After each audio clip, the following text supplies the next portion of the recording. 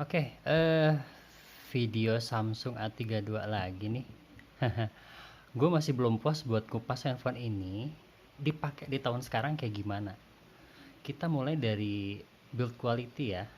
Ini gue coba bandingin dengan harga handphone Samsung atau handphone lain di harga 3 jutaan. Baru ya, kita ngomong kondisi baru ya. Ini belum ada lawan sih. Sampai sekarang ini jadi salah satu desain favorit gue di HP Samsung. Beneran deh. Ini tuh nggak neko-neko, simple, sorry, bukan simple, simple dan tetap elegan. Seri desain kayak gini, ini baru muncul di seri A32 lagi setelah A31, A30, A30s. Aduh, itu kentang banget deh kayak HP-HP Cina pada umumnya. Enggak bagus, tapi juga nggak jelek. Jadi jatuhnya B aja, biasa aja. Kalaupun misalkan lo pakai handphone, terus lo pakai casing, ya udah, lo nggak akan ada yang bisa bedain kalau itu tuh handphone apa. Kalaupun misalkan lo nggak pakai casing, terus lo genggam kayak begini nih, nggak kelihatan nih merek Samsungnya, itu udah kayak handphone Cina sih kalau orang-orang yang nggak expert banget masalahin pergadgetan atau handphone.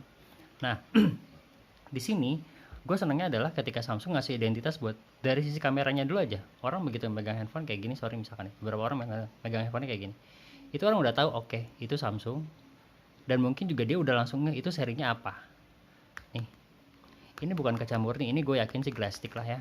Banyak yang juga yang udah bahas kalau ini tuh bukan kaca murni tapi glass-stick campuran plastik dan kaca.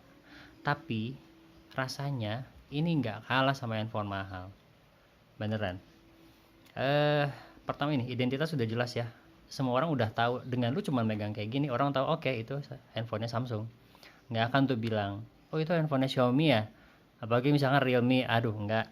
Ini orang udah tahu nih, oke itu Samsung. Apalagi kalau misalkan lo pegang kayak begini nih. Jadi kalau misalkan lo punya handphone bagus, jangan dipakein casing, sayang. Kalau mau pakai yang transparan lah ya, biar tetap kelihatan nih mahalnya. Itu kan tujuan lo pakai handphone mahal, biar bisa gaya di situ kan. Nah, terus ketika orang sudah yakin dengan masalah tongkrongannya, tampilannya, biasanya beberapa orang dengan next step itu lanjut masuk ke fitur.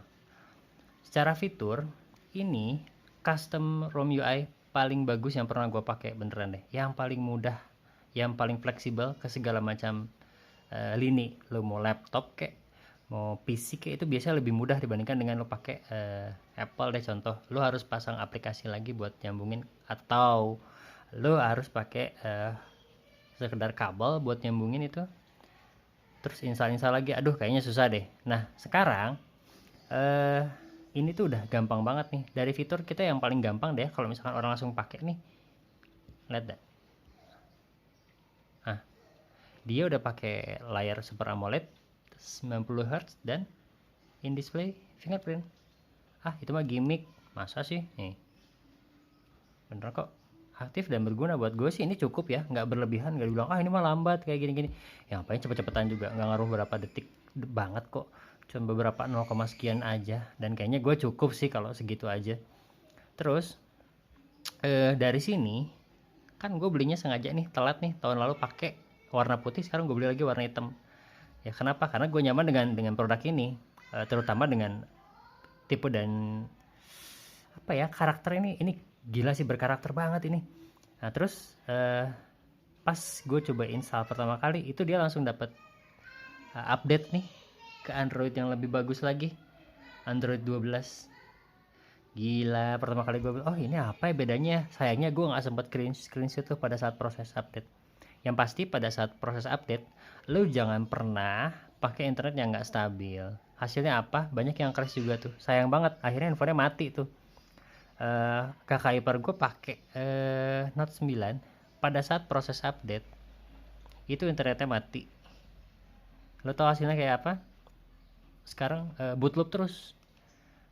Begitu ditanya, dinyalain, nggak jalan tuh, dia mentok di logo Samsung terus. Karena apa ya? Karena pada saat proses update itu dia mati internetnya.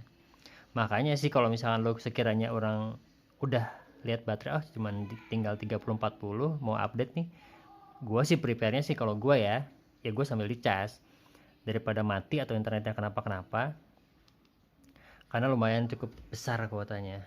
Nah, hal pertama yang menarik perhatian gue adalah Fitur yang pertama gue lihat itu bukan fitur, justru tampilannya nih. Oke, ini tampilannya pertama, lu perhatiin ya, lihat ya.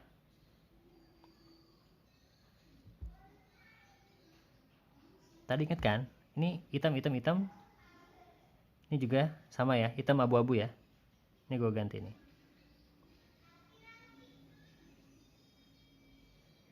Kita ambil yang cerah deh, yang kontras sama yang tadi abu hitam. Ini gue pilih 2 lock and home screen, biar kelihatan langsung. Tadi abu hitam, sekarang hijau ke abu-abu ya. Oke. Dia loading sebentar. Nih, yang pertama gue liatnya adalah, wih apaan nih? Choose palette based on color from your wallpaper. Maksudnya gimana nih?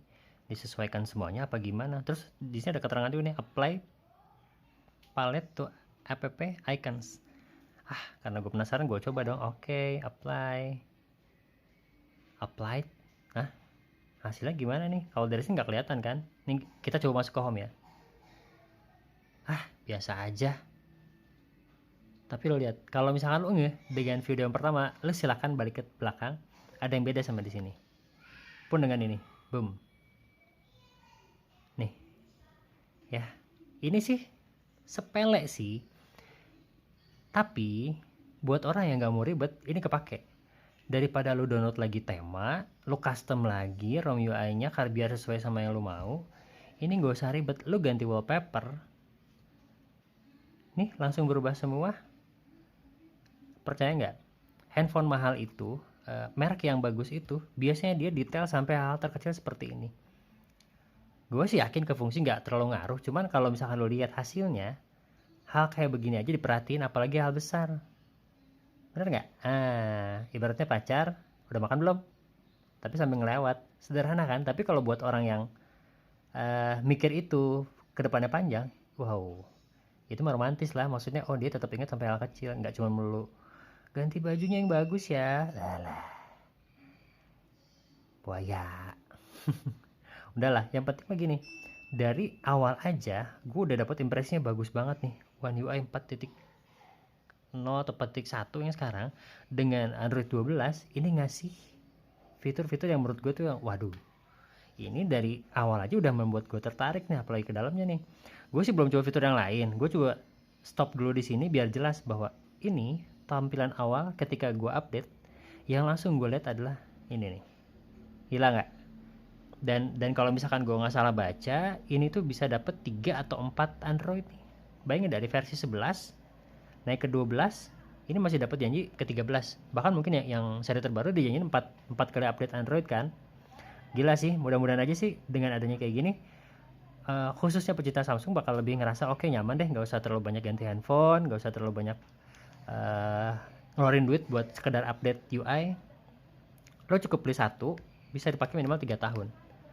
Gue juga masih punya tuh seri A3 tahun 2016 sampai sekarang masih jalan loh. Tapi ya lemot sih, tapi ya kalau misalkan lo compare ke sana dengan prosesor seperti itu aja yang masih seri 410, ini udah MediaTek Helio G80 udah keren banget. Mudah-mudahan aja panjang umurnya. Kalau gue nggak bosan ya gue lepas, gue pakai jadi daily driver. Tapi kalau misalnya nggak ya gue lepas. Tapi impresi pertama gue, kalau lu misalkan pakai Samsung gue bakal puas sama fitur ini ya. Oke. Thank you ya.